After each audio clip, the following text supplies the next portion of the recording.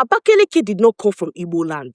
Ezza, Izzi, Ikwo, Ngbo, these are the people who built that place. And they traces themselves back to Abejukolo in what is now the Kogi State, Igala country. And the proof is still sitting right there in the heads of their rulers. Like Izzi, traditional ruler, still carries a Igala title in his name, Agabidu and Enyi. And that Enyi is not just a title, it's the name of the man they all came from. He had 3 sons. So one day he sent them out to go and look for food and bring back home. The second one came back carrying a big yam and some farm produce, while the third one came back carrying a big fish. Then the first one came back carrying a human head. So when Enyi was dying, he called the 3 of them and he named them according to what he has seen.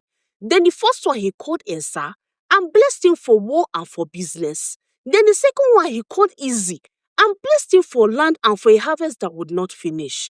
Then the third one he called Ikwo and blessed him for fishing and for farming. When you go to that place today, Ikwo is still the fish, the water and the rice. Then Izzi is still the farming.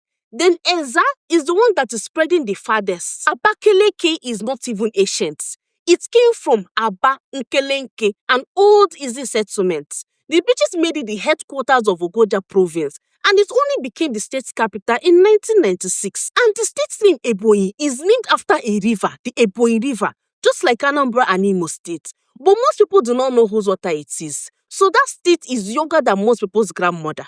The map is new, the capital is new, even the state's name is new. But you see Ezza, Izzi, Ikwo, Ngbo, these people are old.